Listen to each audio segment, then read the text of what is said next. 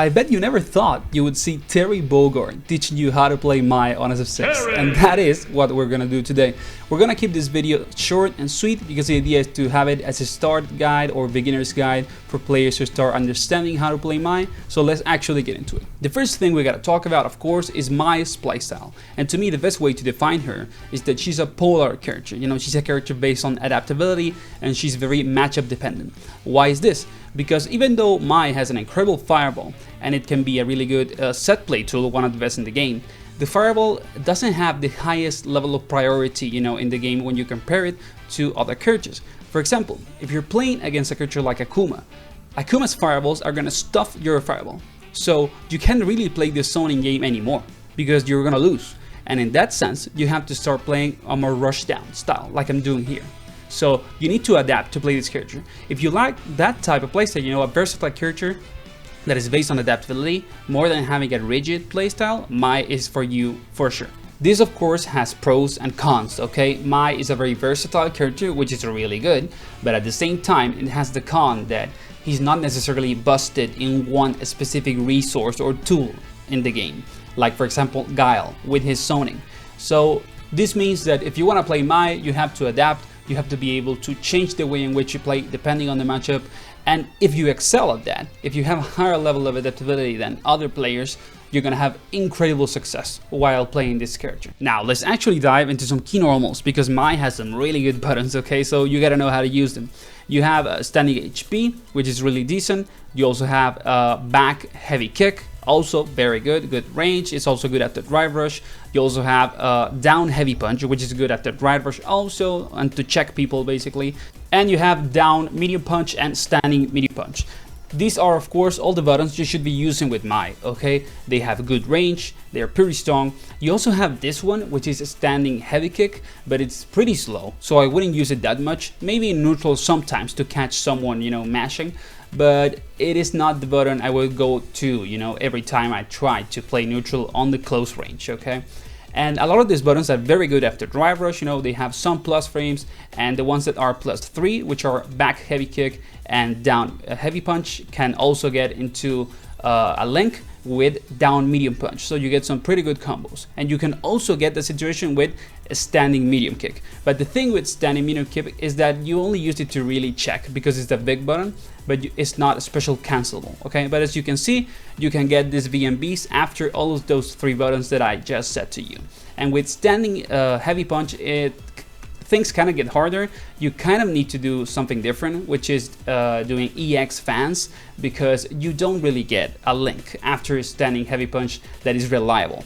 So if you want to use the button after drive rush, I would say, you know, go for back heavy kick, down heavy punch, or also standing medium kick. Now when it comes to Mai special moves, they are pretty straightforward, easy to use. A lot of them are very good, but they're punishable on block, like most of them, so you should kind of like avoid using them on block strings, and that is like the key detail with this character. You should not spam your special moves as much as you think you should. Dive kick is a little safer if you space it well. It's not punishable, but if you don't space it well, it's punishable by jabs, just like the light version, you know, of this special move also. So she doesn't really have moves that she can do on top of you unless you do like an EX enhanced version of the fan, you know, of your fireball. And that is also technically like a bluff because they could EXDP, or maybe they could also drive impact that, I don't know. Depends on the timing of course, but you can also have safe special moves if you have stocks from your level 1 super, okay? But that is like the only situation in which you have them. So I think that it is a very key thing for me to explain this. I think that is a lot more valuable than talking about anything else. You can find the notations for these moves in game. It's very easy to learn how to use them. The character is not that hard, technically speaking. But if you don't understand this key detail when it comes to the numbers, you know, the frames, you're gonna lose a lot of games because you're gonna be giving free punishes, you know, and you should try to avoid that at all costs. Now let's actually talk about some BnBs, you know, some simple combos to use on all your matches so you can start having fun and winning some games also. We're gonna keep it simple so you don't stress too much about it. Now, the combo theory for this character is actually fairly simple. You know, after a jump in, for example, since you have enough frames, you can do the heavy version of Ryuambu, and after that, you can do the light version of your corner carry special move, or you can do a DP. It's as simple as that, and you can do that with a lot of different buttons, not only with standing, you know, heavy punch. You can also do the X version of Ryuambu to do a super and get your 5 stocks, you know, which is something that you should do. Like, this character kind of needs those 5 stocks to be as top tier as she can be. And you also have the option of doing the EX version, you know, of your corner carry special move, so you get similar damage and also even higher corner carry. In the corner, you can have the access to the super without the EX version of Ryuambu, and when you have the stocks, you know, you have access to these combos that are a lot more damaging. But of course, every special move that you do takes 1 stock from you, so you can basically do like 1 max damage BnB with the character when you have the stocks, and that's it. These BnBs that I'm showing you, you know, the simple heavy Ryuambu options, as I said to you, also allow you to do your level 3, just so you know. And that's it. That's the combo theory for the character. All the BnBs you should be using are going to be here. I'm going to put some more, you know, after Drive Rush and after Drive Impact, just so you have them, but they're basically almost the same. So as you can see, they are the same combos, literally exactly the same routes. The only difference is that since you're doing a Drive Rush, you have to do a link, you know, in between some normals, so you get the full combo.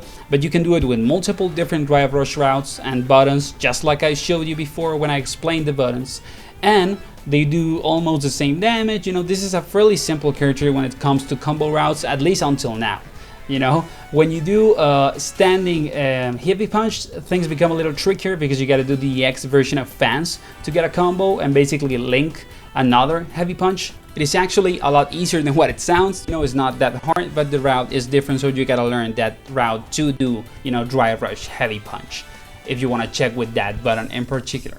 And with all of these routes, you know, you can cash out. If you want to basically get around and you think that you have enough damage, you can just link the normals and do another Drive Rush and get your big damage combo. I think you can get like 5.5k damage or even 6, but that's only if you have the 5 stocks to do, you know, your whole combo with all this stock with the special moves and supers and etc. And if you want some more advanced stuff, you have this situation in which you get a punish counter with standing heavy kick, and that allows you to do Drive Rush and then, you know, heavy punch and your regular BnB. It's fairly simple still. And you also have the Drive Impact situations. Now they are basically the same. The combos don't change that much. So after a successful, you know, Drive Impact, you can basically do exactly the same than the other BnBs. And finally, for your high-low mix-up, the situation is basically the same. It's the same, you know, link into down MP and then your combo. The problem is the lows, okay? If you do Drive Rush, you know, into your low kick, it doesn't really link into anything unless you have a punish counter.